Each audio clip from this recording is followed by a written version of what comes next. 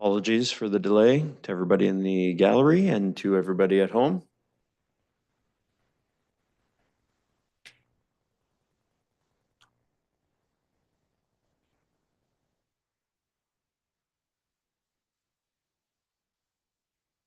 We're live on YouTube. Are we live on Shaw?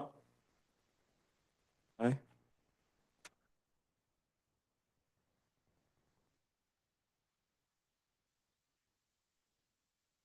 We're live on Shaw or Rogers as well. Thank you. So again, apologies to everybody at home for the delay. We had a computer issue that prevented us from broadcasting, and our broadcast is our official record of the meeting for our procedural bylaw. So we have to have that going in order for this to be an official meeting. I'd like to begin the meeting. Welcome everybody. Bienvenue, Anine. Begin in a good way as we do by acknowledging with respect that we are in Robinson here on treaty territory and that the land on which we are gathered is the traditional territory of the Anishinaabe and known as Bawating. Bawating is home to Garden River First Nation, Batchewana First Nation, and the historic Sault Ste. Marie Métis Council. Madam Clerk. I have a motion by Councillors Dufour and Kinnick, resolved that the minutes of regular council meeting of February 3, 2025 be approved. All in favor? That carries. Under agenda item 4, declaration of pecuniary interest, Mayor Shoemaker has declared with respect to the planning application of 22 McDonald Avenue and the associated bylaws, as the applicant is a client of the law firm on this matter. And Councillor Caputo has declared with respect to appointments to the Property Standards Committee, as her brother is an appointee to the committee. I haven't received any others. Any other conflicts? I just want to note that 7.11 is a report that deals with Wishart Park, which is wholly unrelated to Wishart Law Firm. And there is no conflict in my view on that issue, but I did want to just note that peculiarity. Madam Clerk, I believe that brings us to agenda item 5. Which is a motion by Councillors Dufour and Bruni, resolved that the agenda for February 24, 2025 City Council meeting as presented be approved. All in favor? That carries. And that brings us to agenda item 8.7.1, a planning application A125Z for 22 McDonald Avenue. Mr. Gardy?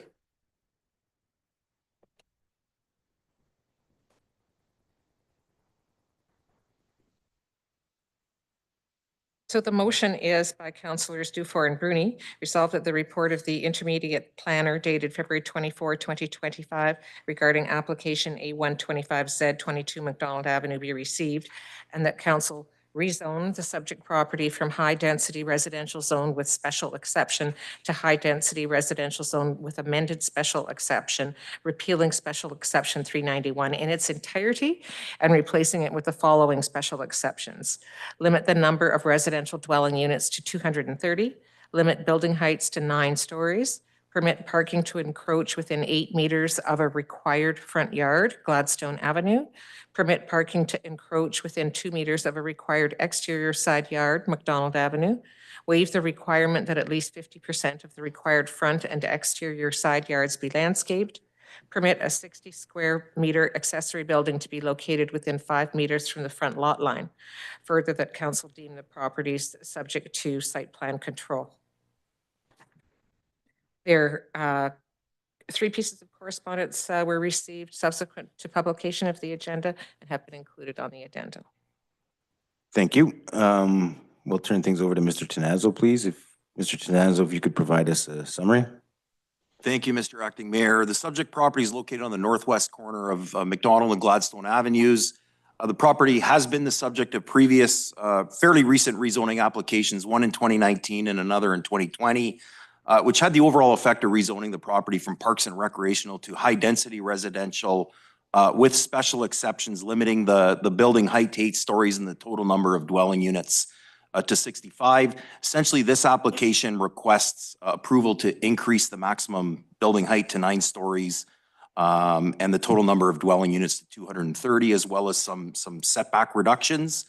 I should note about 30% of the units will be affordable, will meet the city's current definition of affordable. The subject property is also within a strategic development area, which among other things promotes residential intensification.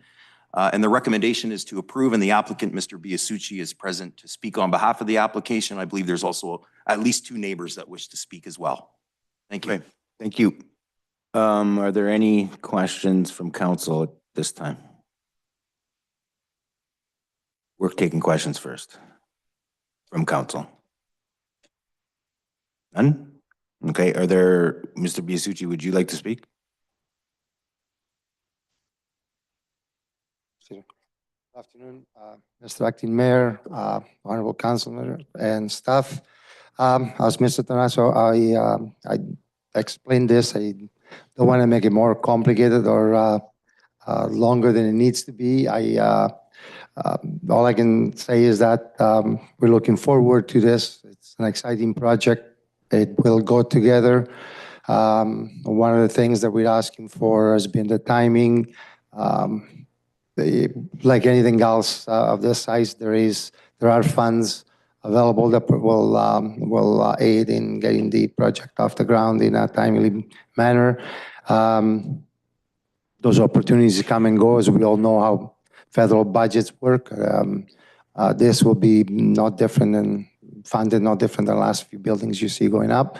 So we're quite confident that it will be successful. Like all the other projects that we've done in the last 45 years, we stand behind them. We haven't created undesirable neighborhoods. I've said it before in this chamber that we pride ourselves in creating neighborhoods and not destroying them. There's always concerns. I welcome the questions. I've gone through the questions that the neighbors express. We empathize with that.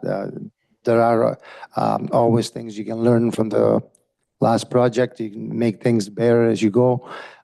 It is our intention to create and develop another amazing building in the center of the city that we are basically promoting as your typical age-out home facility. We're promoting a lifestyle change, not necessarily just your typical apartment building. The affordability side of this is amazing. You're talking less than $1,000 a month rent versus in excess of $2,000. So it does help. It does help in all aspects of the housing requirements. So I'll leave it at that, and I'll be glad to answer questions as I'm asked. Okay, much appreciated. So there was an opportunity to ask questions earlier. I'd prefer that how many councilors have questions on this? Okay, well, that's not the usual order of business. The usual order of business is that planning provides an overview, which they did. Okay, so Mr. Biasucci's here, I guess, expounding on what Mr. Tanazo had spoken about, right? So I was going to proceed without, but if there are a number of questions, I'll let those questions be asked. But so that's what I'm doing. Okay. So who's got questions? Just a simple question to Mr. Biasucci. Thank you for your presentation and your comments. You do great work. If this is passed tonight, when will the start date be, and do you have a completion date? Through you, Mr. Acting Mayor, to Council, we intend to see this in the ground potentially by mid to late summer. It does take a bit of time. We do have a fair amount of work to do with the planners and the engineers to get to a site plan agreement. We're sort of at that stage that you need two main ingredients. You need the rezoning application approved, and we need a final site plan negotiated and agreed to, and then we can go to the lenders, and from there, usually within 60 to 90 days, you're pretty much off the ground. But there's a lot of work, as we all know, to prepare a site plan. This is It's a large project. There are a lot of moving parts to it, and it will take us a substantial amount of work to prepare all the different ingredients that will go into this. But we are fully intended to go in the ground well before winter. As you've seen on the past ones, we always try to get no later than August, September, because the weather creeps on us, and so you want to get to a certain point, and so that's the intention. Thanks. So, council, we're going to pause on questions now. I'm just going to ask if there's anybody else in attendance to speak in favor, and we'll go from there. Thanks, Mr. Biasucci. Is there anyone else in attendance to speak in favor of this matter? Are there people who would like to speak to it who are in opposition to it? Go ahead. Come on up to the mic, please.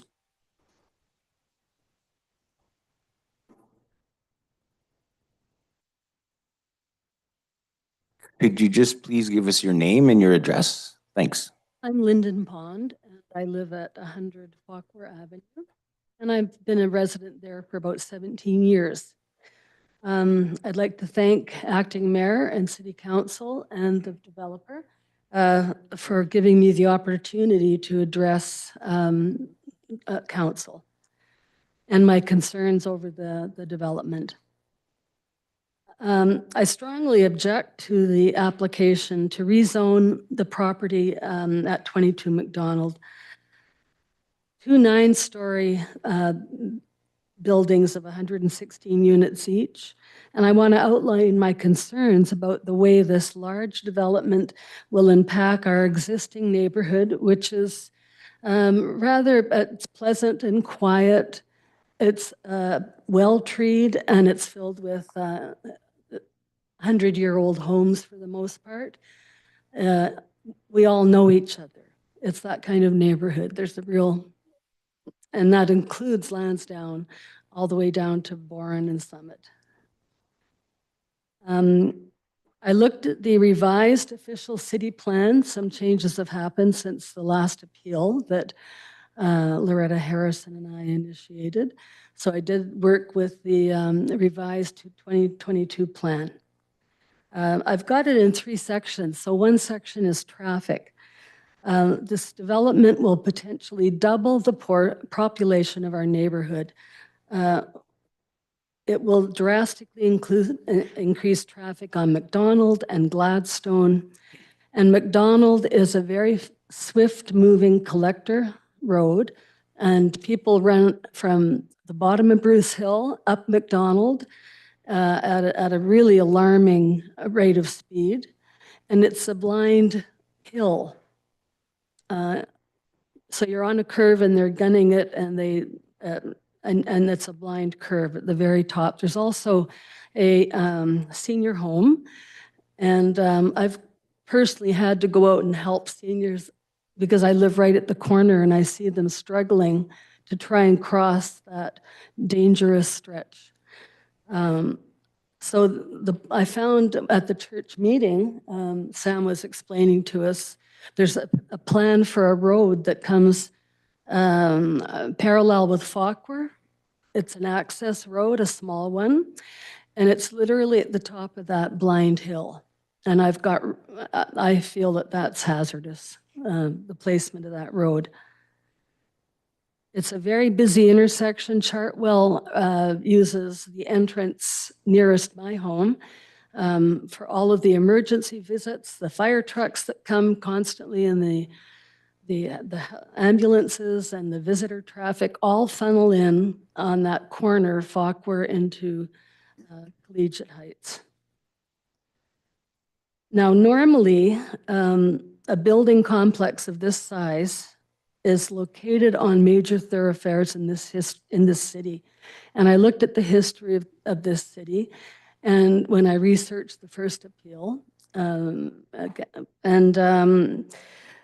almost all of our high rises, that would be 9 floors or higher, I believe, might be 7, are on major roads like Great Northern Road, or they're in the downtown core. They are not on a small side street like Gladstone.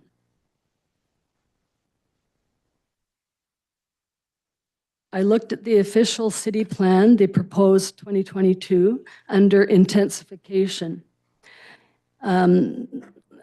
Evaluate applications for intensification using the following criteria, it says.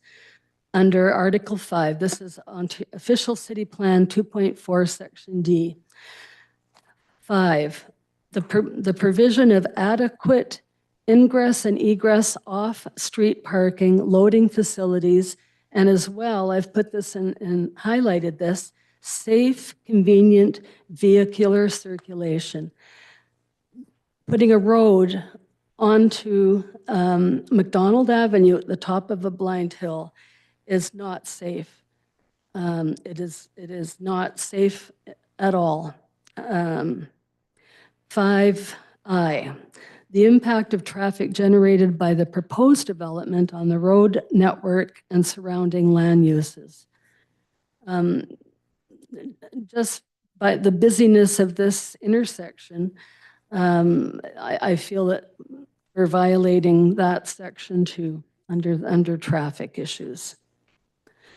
The second thing I'd like to address is neighborhood compatibility, or in this case, incompatibility. It is the proposed development is very incompatible with our existing area. Our neighborhood is more than a century old, and that includes all the ancient waterworks they're all cast iron. I've seen water leaks, and I've seen what's down there in this 115-year-old neighborhood. So it's ancient. So it's dominated the neighborhood, as I said, by 2 or 3 story older single-family homes. And some of the finest historic buildings in the Sioux are located on Summit Avenue, Boren Avenue, and Lansdowne. Why we're not designated historic yet, I'm not sure, but some of the very finest Victorian architecture is located within our neighborhood. So putting 2 modernist high-rise buildings in our midst is not being sensitive to the character of our neighborhood.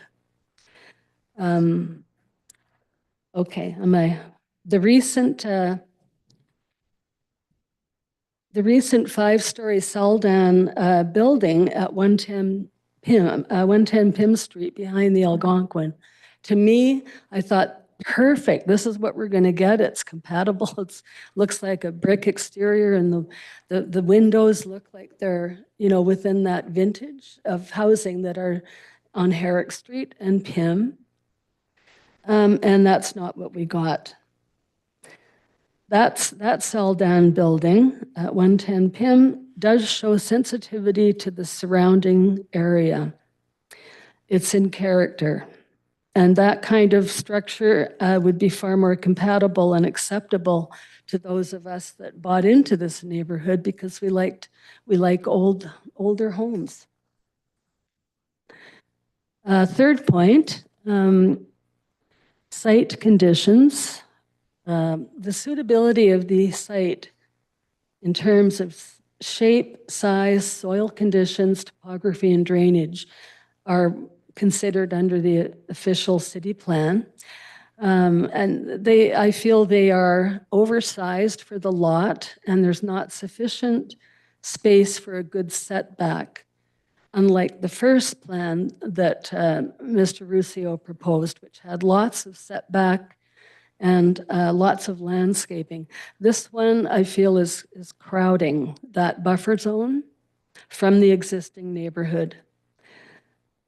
I feel there shouldn't be a need for exemptions for parking encroachment for too close encroachment on McDonald and Gladstone Avenue that the developers are requesting. As to soil conditions and drainage, this property is donated officially by the city as hazardous land. The lot is steeply sloped. It is made of clay, subject to numerous underground springs, and any of us who garden up there on the hill know this. If you go down a foot into the soil, you're into water and clay. Foot and a half. High groundwater and lots of underground springs. On one side of the ravine contains a year-round stream that houses the city emergency floodwater containment. It seems particularly unsuitable that buildings of this height are going to put in 2-story deep parking garages. My question would be, where is the water going to go? That this display, are they going to be pumping out water continuously? This is a problematic site.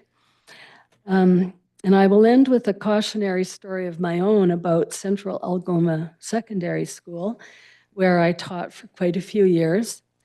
It's an architectural marvel for those of you that have been out to the Deborah to see Cass. It's on a scenic hillside of clay overlooking the channel. In 2006, serious structural issues developed. Cracks started forming at the ceilings, between the walls. The floors started sinking and becoming unlevel. My students had rain and snow come in from the ceiling because the ceiling windows didn't meet anymore. So the building was tearing itself apart, basically. And it was built on a very similar, I feel, alluvial situation. So in 2006, after the serious structural issues developed, in 2008, 21 new piles had to be driven down 70 feet because the existing piles had loosened, partly due to tree roots drying out the soil, the clay soil. The building had to be jacked up and leveled, and the cost was astronomical. Who will foot the bill if these twin towers develop that kind of structural issue? And Art was just telling me White Pines has had a similar issues too. I don't know about that, but I do know about Cass. I respectfully ask City Council to turn down either part or entirety this rezoning request. I urge the developers to go back to the drawing board and come up with a more suitable plan for 22 McDonald Avenue.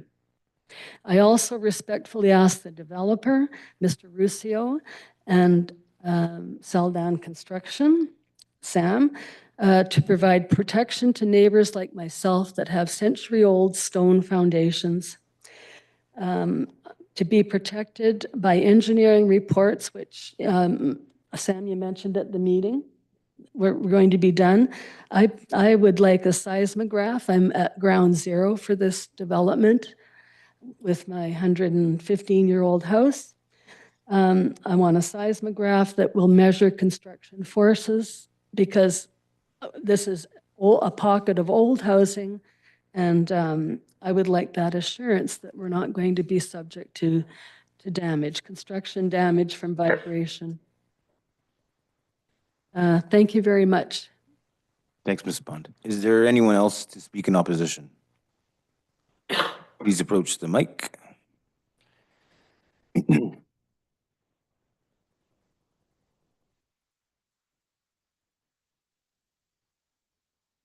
Could you please just state your name and your address for us? Certainly. Thank you, Mr. Acting Mayor, members of council, staff. My name is Art Osborne, 65 Lansdowne Avenue, just near Bruce Hill, but more towards the subject property area. And I've been a resident there 43 years. The Twin Tower High Density Apartment Complex proposed for 22 McDonald presents many concerns for neighbors and, I believe, interested others across the city. This is not just a one neighborhood matter. Simply said, it's too much structure, too many people and vehicles for too small a property. The complex, as we see it, can be broken down into 4 components. The two core structures are those 9-story high-rise, high-density towers. Think of the new Legion building in your mind and then put another one beside it. The third component will be a 4-story structure connecting the two towers, as we understand it. And another element proposed is a 3-tiered concrete structure of patio areas. Another significant amount of subject property will be covered with walkways, connecting driveway areas, entrances, exits, parking areas, and that all could be counted as a 5th element. And a 6th element we learn is what is called a communal recreation area, including a playground, a basketball court, and we understand a pickleball court to which the developer invited neighbors to participate on. I'll get back to that. So what won't be covered by asphalt, concrete, or brick will be remaining strips of grass with some bushes and some trees, and that's noted in your report as landscaping. Pardon the metaphor, but these twin sore thumbs sticking into the sky are in the middle of a primarily single detached home neighborhood area established about 125 years ago and adjacent to 2 city-designated heritage areas. The massive complex just shouldn't be built there. Most will admit that it just doesn't fit.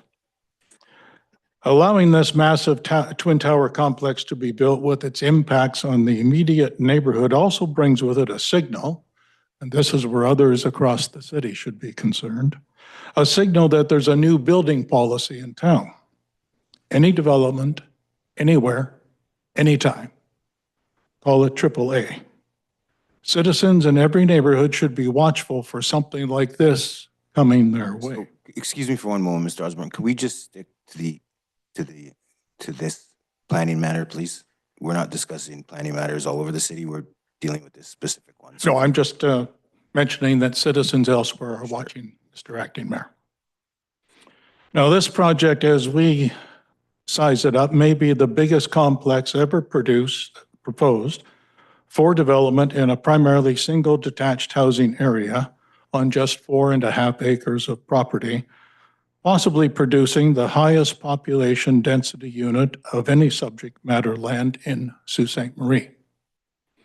The development complex is 230 units, meaning potentially 460 additional people in the neighborhood at 2 persons per unit. Using the 2021 average household size in Sault Ste. Marie of 2.2 people per unit, new residents could number 506 on just 4.5 acres of land. Is this kind of massive development, height, and density something new for the top of the hill city? We believe it is. By contrast, the public notice area contains about 500 residents, but they are spread over about 93 acres of those primarily single detached homes. Now, in a recently approved Saldan development, 3 9-story tower development in a single home detached area, an objector there said the planning committee has now set a precedent that it's okay to build a 9-story building right next to a lot with a single family dwelling. We're wondering if Sioux taxpayers will have the same concern following this matter tonight. Now, council will recall the applicant, by the applicant, I mean Mr. Ruscio, as listed on the public notice document that we got, proposed a 12-story tower for the same property that was scaled back to 8 stories, both drawing neighborhood objection and filing of 2 appeals of council's approvals to the local planning appeal tribunal. Well, the neighbors lost those appeals. The project didn't go ahead. And we learned from Saldan recently, it was because the project wasn't feasible. Those objecting were stunned to hear that given all the time, effort, cost invested, certainly by the applicant, and also by those making the appeal. When the advisory letter of this project came to those in the notice area, it was on Saldan letterhead And so the assumption was this was a Saldan project. Saldan, we understand, is the builder, and we understand Mr. Ruscio is the applicant. We're not sure of the interplay or the relation between one and the other. We know Mr. Ruscio, the applicant, is not here tonight to speak to presumably his project. The other matter that we wanted to bring to everyone's attention, not only is this development being proposed for an area where it doesn't belong, there are other forces and pressures being brought to bear on single-family detached home areas. Now, those include housing reports by the city, interfilling programs where, in fact, people will be assisted with funding to build on their single-family lots. So just so I'm clear, Mr. Osborne, can you kind of delineate precisely what you're speaking about as it relates to the single-family lots, just for me personally? I believe there's a housing program. I think an open house was held recently where single-family lot home owners can apply for funds to build additional residences or rental units on their Right, so that has nothing to do with the matter before us this evening. So I'm going to ask you one more time to kind of focus your comments on the application in front of us. And if you veer off track again, I'm going to ask that you conclude your remarks. I'll conclude my remarks. Perfect. Well, not really. City Council should not approve this project. Non-feasible 8-story development doesn't have to become 2 9-story developments, in our view, to be feasible. And it's understood that council is in a tough spot. Senior levels of government would not want a no out of this council, but we're asking for a no. There are also a number of other matters on the 8 pages that I submitted to council and councilors, and I hope that you'll find opportunity to read those and note some of the specific points and documents that I've referenced that create additional pressures on single-family homes. In summary, the ask is to deny the application, restore the usual bylaw process and timing. There's a request in your report to change that. Conduct an effective campaign to help single detached owners become aware of and provide comments on various housing initiatives affecting them.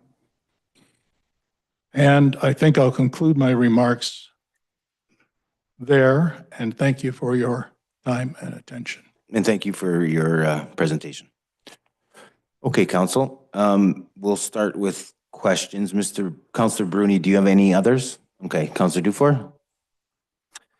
Thanks, Mr. Acting Mayor Gardy. My first question is for Mr. Biasucci. Thank you very much, Sam, for being here tonight to give your presentation. I just had a couple questions about the 30% of all rental units being affordable. I understand here that they'll be rented at or below $900 a month. Is that correct? Excuse me. To you, Mr. Acting Mayor, to Councillor Dufour, yes. It's a simple, complicated way of doing it. Just so that everybody's aware how roughly it works. Each municipality varies slightly by the amount. It basically has to pretty much guarantee that the occupant is within that 30% of income for shelter. And we normally don't go to the minimum. There'll be more than 30%. We normally start at 32 to 35% of the units. The math does work. And one of the reasons for the comment of affordability versus not on a development is if you don't have the mass of the market rents, of enough people that will pay market rents, you can't really subsidize the affordable rents. It's just, so we're trying to make the societal effect work. So if you have enough units that will pay market rent, you can then take, if we were say, excuse me, 65% of your rent is market rent, full market rent, you can carry the reduced rents and balance your budget, make the payments, satisfy the lenders. Just so that everybody understands, there are no subsidies for these buildings. There are incentives by the federal government, and basically it's 100% mortgage that you have to pay back. So you find the math that you pay back. But to your answer, without going too far with it, the social agreement for the minimum 20-year commitment is registered on title upon receiving financing. And that carries, and there are yearly reporting. There's a whole balancing act for the first 12 months and 24 months. So it's very much very structured to satisfy the requirements of the lender, in this case, the federal government. Yeah, so just to clarify for the public's benefit, the affordability agreements that are attached to this building and to the CMHC financing, those are overseen by the federal government through CMHC and their affordability agreement with you. Through you, Mr. Acting Mayor. Yes, Councilor DeFore. Exactly. Once you agree and you enter into the 20-year commitment, that all of that becomes part and parcel, and you're reporting of the entire building. I mean, they're the lenders, right? So you're reporting on that. You're reporting on the financial stability and viability of the building from start till the day you pay for the mortgage. Yeah, and then just one other clarification question, just to help folks at home understand the difference. Is it your intention to be income testing your tenants as they apply for those buildings, or are you pulling tenants off of the housing wait list for Sault Ste. Marie? Through you, Mr. Acting Mayor, to Councilor DeFore. These are standalone independent. We have when we went out to market with the first building, we developed in excess of 500 qualified applicants. We housed 108 of those. The list is over 500, as it is already. So there, one of the interesting things that is happening, that why it works and why the federal government is, in my view, amongst others, is doing the right thing. In this comments we made before, where how do you call a $3,000 apartment affordable? How do you call a $2,500 apartment affordable? No, they're not. They're affordable to those who can. What that does, and what has happened on the others, is that it will allow people that can no longer stay in that amazing house like the neighborhoods and make the move, whereby those houses will come on the market for your $300,000 to $500,000, which are impossible to build, and people use facilities like buildings like these for the next stage of life, and with the amenities of the indoor parking and all the amenities that we provide on site. Like I said before, we promote a lifestyle, and we promote an aging at home facility that will have support and all of that. And it has been working extremely well. And as I said, the waiting list hasn't gotten any shorter. And even indication at the neighborhood meeting, you were there that night, Councilor. We actually had a lot of follow-up, positive follow-up on requests by a lot of the people that wish to put their name on the list to be considered for occupants. Just to be clear, Mr. Brisucci, I think that the provision of affordable units is a great thing. I just think it's important that folks in the public understand what that means and what that doesn't mean, and who the guarantor of that affordability and that 20-year commitment is. And you've shared some good information with us here tonight, and looking forward to learning more. Thanks. Yeah. Thanks, Councilor Dufour. Council, upon the conclusion of Mr. Osborne's comments, I neglected to ask if there was anybody else in the gallery who would like to speak in opposition to this matter. Is there? Okay, I didn't think there was, but I just wanted to be sure. Council, back to questions. Is there anybody else? Councilor Caputo, then Councilor Spina. Thank you, Mr. Acting Mayor. And thank you to everybody who presented this evening, who sent letters. We appreciate that. My first question through you, Mr. Acting Mayor, to Mr. Biasucci. The residents brought up concerns about their homes being older and worries about cracks in their foundation with your building going up. Do you have anything in place or plan to have something in place if this is approved to ensure that these concerns can be put to rest? Through you, Acting Mayor, to Councilor Caputo. Yes, it will be fairly comprehensive. We never started a project that we haven't done a pre-construction survey of the neighborhoods within. It's almost the same as the circulation of the rezoning applications. So there will be a qualified insurance adjuster that will visit everyone with proper notices. There will be records taken and kept from prior to the start, before any equipment is even dropped off on the site.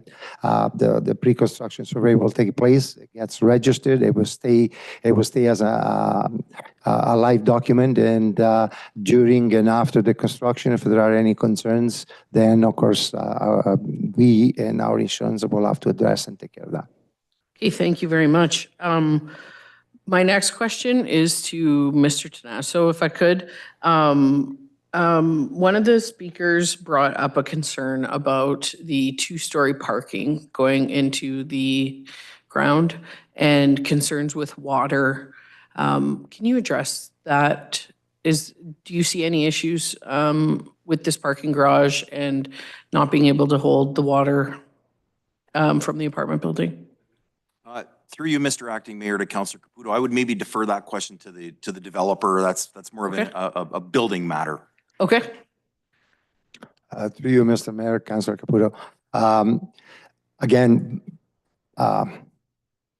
part of the next step, that's why I said it will take a few months before we can get off the ground. Part of the next step is exactly all of those things. There have been some geotechnical investigations done for different other reasons.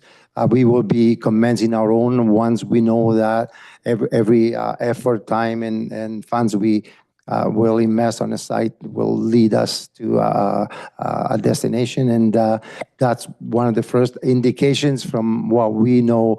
There will not be an issue. One thing that it will be for sure, we know that it will be, the foundation will be piled to our rock base. So a lot of those things will all be addressed to every single detail that we need to. We have to be accountable to everyone, and I was going to say including Pope Francis right now is not able to participate in the construction, but we pretty much have to be accountable to everyone for something that big. Okay, thank you very much.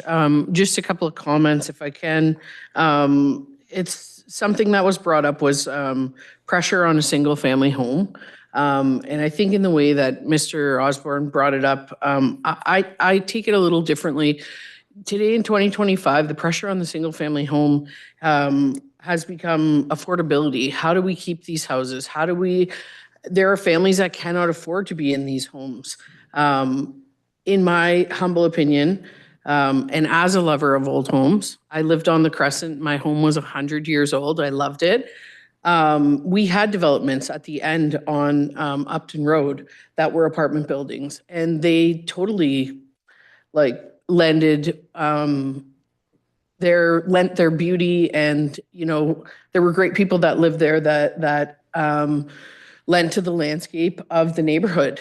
And I think that today, with the affordability crisis that we have and with the housing crisis that we have, while I can respect wanting things to remain how they were 100 years ago in a neighborhood, I think we need to recognize that they're not the same. And I think that we need to welcome developments like this, especially ones that are entertaining this 30% affordability. I have often said, I don't know how I would have made it in today's day and age. I was a bartender and a server for a number of years. I lived on my own, and I'll be honest with you, I couldn't afford the rents of today. I would have needed something like this to land on my feet. So with that being said, I think, you've addressed the concerns brought forward by some of these folks. And as it stands right now, I'm happy to support this. Thanks, Councillor Caputo. Councillor Spina, floor is yours. Thank you, Mr. Acting Mayor. A couple of questions, I believe, for Mr. Tenazo. Through you, Mr. Acting Mayor, to Mr. Tenazo. This is not the first plan for this site, correct? Through you, Mr. Acting Mayor, that's correct. Okay. Is there any difference between this plan and the original plan, or is something significantly changed? Through you, Mr. Acting Mayor, to Councillor Spina, it has significantly changed. The original plan was a much smaller footprint, taller building, a third of the units. So this plan has gotten quite a bit bigger. Okay. And I'm just looking at a map of the proposed area here. It appears to be pretty much the only undeveloped land in that area, other than a few larger pieces, but they're allocated to some park space and some other things in the area. Is there a reason this land has gone undeveloped, or has it just been owned and no one's done anything with it? Through you, Mr. Acting Mayor, to Councillor Spina, I think the history is that it was part of the schoolyard. Oh. And it's kind of odd to think of, the recreational area of a schoolyard being across the street from the school, but that's how it functions. So I think it functioned that way for a number of years. And then the city had it as a snow dump, and then it was eventually sold to the current owner. So that's, I think, in part why it's remained vacant, not necessarily due to the developability of the land. Right. So we were using it as a snow dump. So there was heavy equipment and machinery that was going on in there already.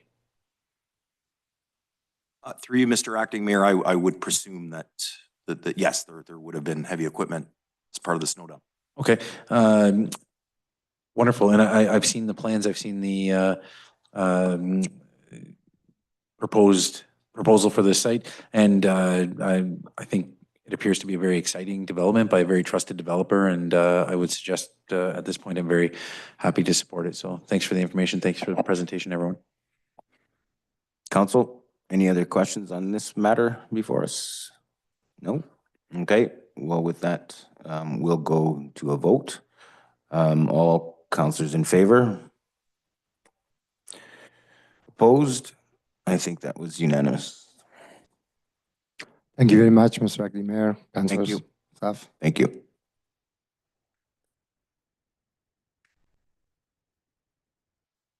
Just waiting for Councillor Kinnick. Did you vote in the affirmative? Thank you.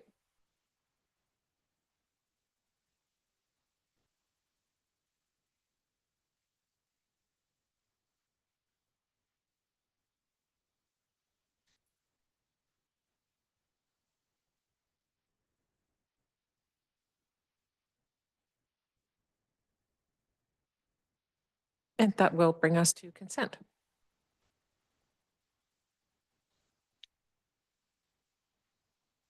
Council matters on the consent agenda? Councillor Bruni. Thank you, Mr. Mayor. Agenda item 7.6, the demolition of 628 Second Line West. Yeah, go ahead. It's 124,500, which I'm surprised. It came in, I figured low, so that's good. Now, I guess my question is for the uncommitted capital roads reserve fund, would this go to the CFO, Michelle? How much money do we have in the reserve there?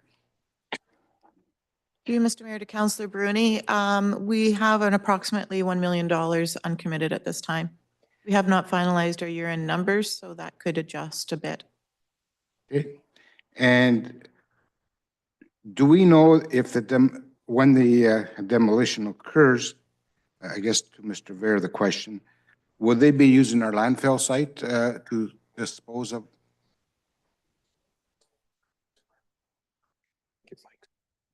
Sorry, through you, Mr. Mayor, to Councillor Bruni, that's correct. They will be using the municipal landfill to dispose of the waste. Okay, and they will be charged accordingly? Through you, Mr. Mayor, to Councillor Bruni, the city is going to waive the tipping fees for this project, given it is a city project. So the tipping fees were waived as part of the RFP process. Okay, thank you. Those all your questions on 7.6, Councillor Bruni? Yes. Anyone else on 7.6? Councillor Bruni, other items on consent? No, not for consent.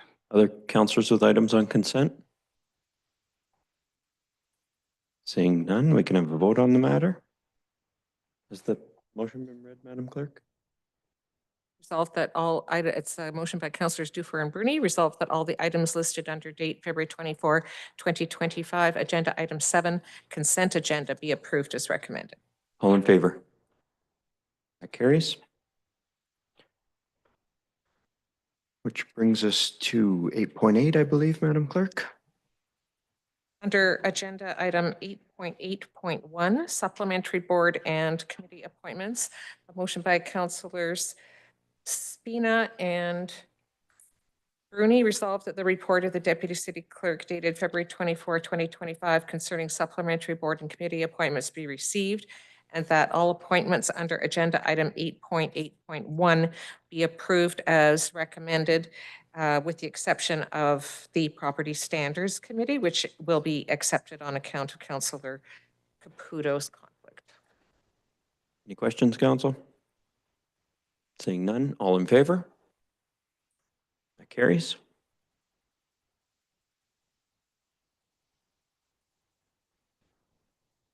And I have a motion by councillors Dufour and Kinnock, resolved that Jessica Fisher, Jordan DeRoche, and Frank Caputo be appointed to the Property Standards Committee from February 24, 2025 to December 31, 2026. And that's open for your vote. All in favor? That carries.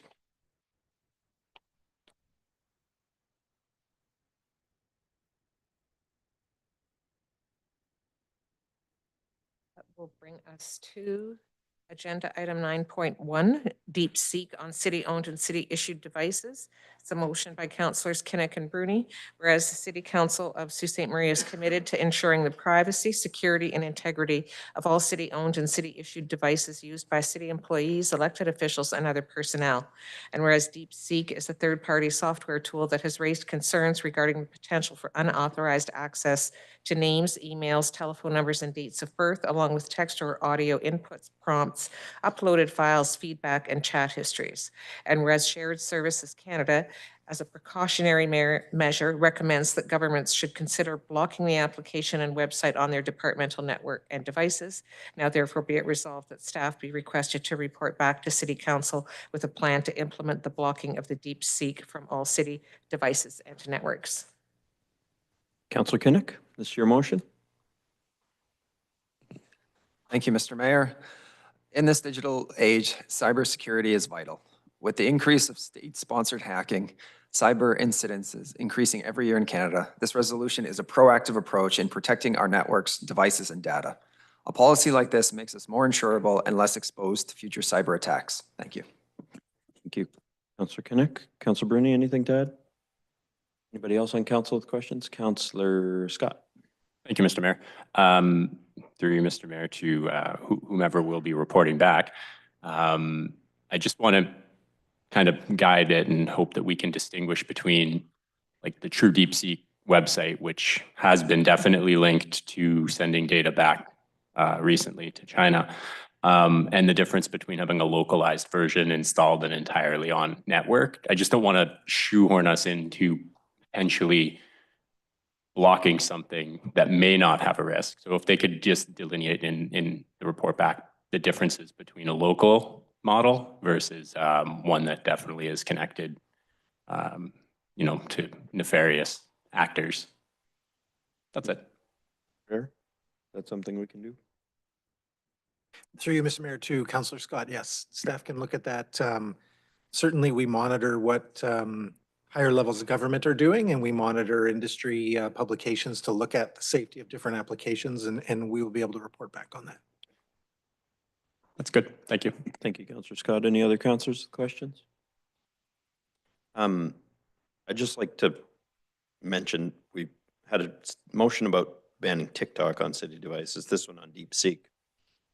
This will probably become more of a problem as time progresses, so perhaps the motion, or the report back, sorry, can address a process so that it doesn't have to come to council every time.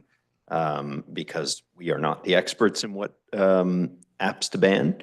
And our IT department can perhaps monitor and report back to us regularly on what should be or shouldn't be banned and what is and what isn't banned. So that would be helpful more broadly than the DeepSeek ban specifically. So all in favor? That carries.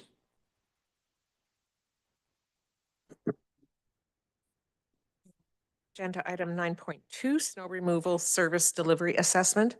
A motion by Councillors Caputo and Spina. Whereas due to our geographic location, Sault Ste. Marie tends to receive more snow than most Ontario municipalities, with the 2024-2025 winter season being an exceptional year for snowfall, with precipitation totaling over 400 centimeters. And whereas due to Sault Ste. Marie often receiving exceptional amounts of snowfall, residents have been left to clear large chunks of snow and ice resulting from city plows or graders, leaving the excess snow and ice chunks in the end of their driveways. And whereas other Ontario municipalities have advanced with service delivery and equipment with such things as real-time tracking of equipment, plow guards that protect driveways from being snowed in, and windrow clearing extensions that follow plows to clear snow and ice chunks left at the mouths of residents' driveways. Now therefore be it resolved that staff be requested to report back to council on current snow removal service delivery models.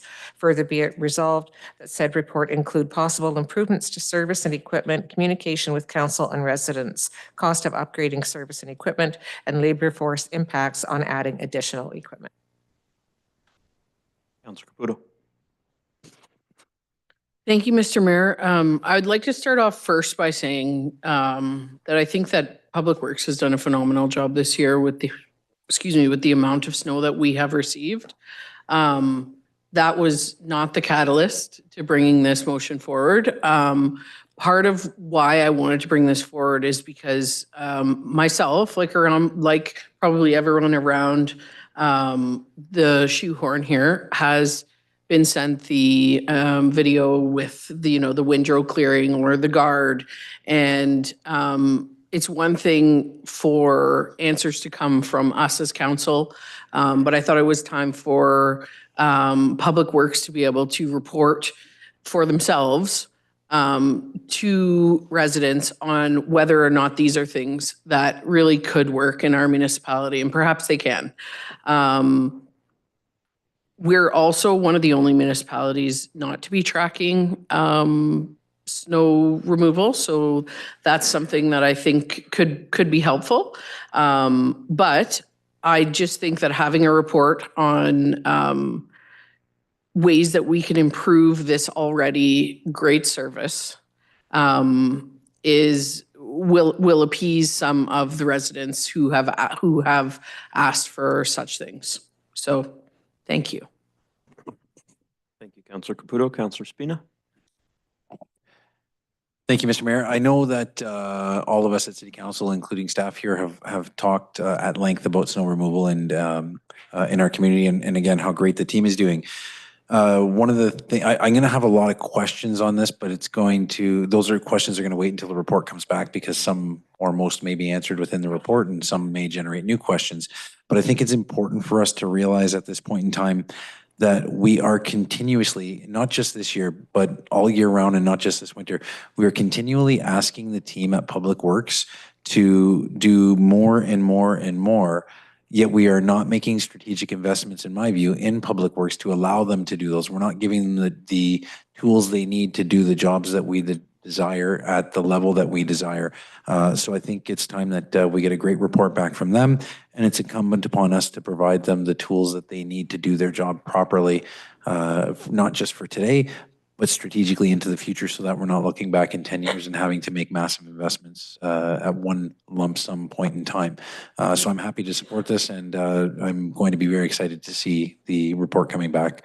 I have a feeling it'll be rather eye-opening in a lot of areas. Thank you, Councillor Spina. Other councillors with questions? Councillor Bruni? Comments? Yeah. Thank you, Mr. Mayor. And I will be supporting this resolution 100%. I know in November 20th, 2023, it was brought to council. And when we had a very heavy debate on windrows, and hopefully it will come back to council. that discussion will occur again, because that is one of the major issues that we have right now, is the amount of snow that is at the end of the residents' driveways. Presently, 48% of our population is over 50%. Sorry, 50 years old. So we are an aging city, unfortunately, but I'm hoping that the Public Works will come back to us with some good ideas. I'm not interested in the tracking, where the plows go, et cetera. I mean, I'm more interested in the windrows, because that's a major issue to our residents.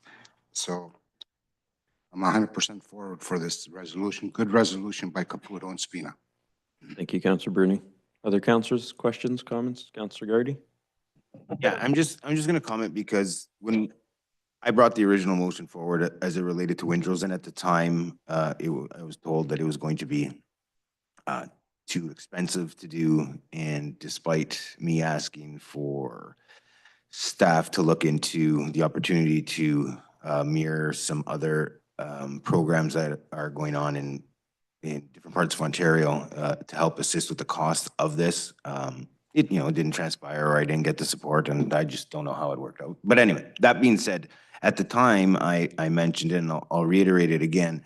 This goes hand in hand with something that came up during our planning matter, and that's people need to stay in their homes because there aren't places for them to go, and in order for us to be able to have them stay in their homes, we have to be able to provide service so they don't get trapped in their homes.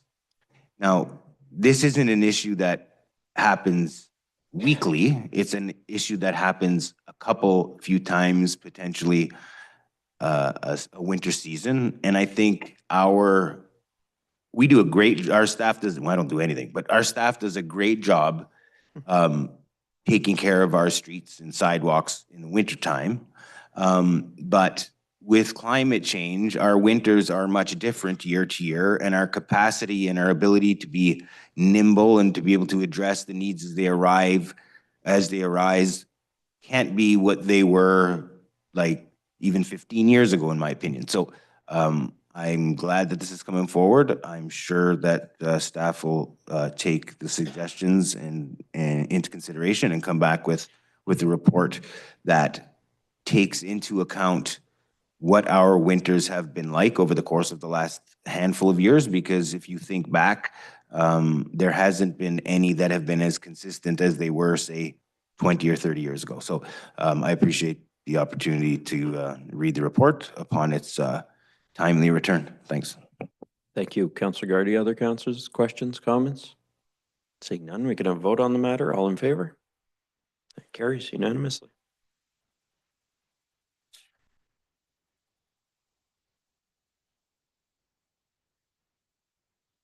And that will bring us to bylaws. I have a motion by councillors Dufour and Kinnick. Resolved that all bylaws under item 12 of the agenda under date February 24, 2025, save and accept bylaws 2025-33 and 2025-34 be approved. All in favor? That carries. Councillor Gardy.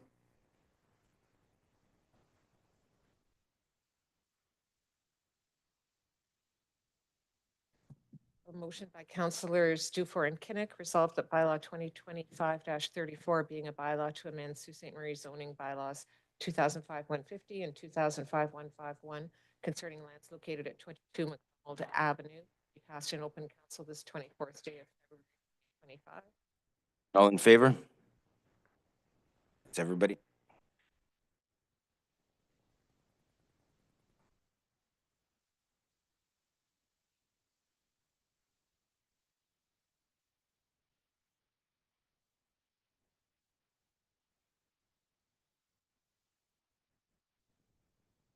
And a motion by councillors Dufour and Kinnick.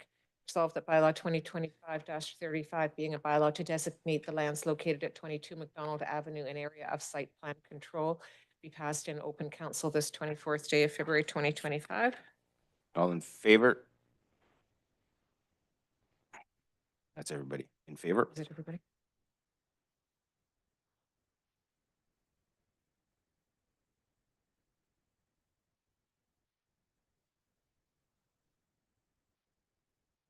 I have a motion by Councillors Dufour and Kinnick. Resolved that this council move into closed session to discuss one item concerning a personal matter about an identifiable individual, one item concerning acquisition of land by the municipality or a local board, two items concerning disposition of land by the municipality or a local board, and one item subject to solicitor-client privilege. Further be it resolved that should the said closed session be adjourned, the council may reconvene in closed session to continue to discuss the same without the need for a further authorizing resolution. All in favor? And that carries. And I have a motion by Councillors Dufour and Bruni that this council now adjourn. All in favor? Thank you.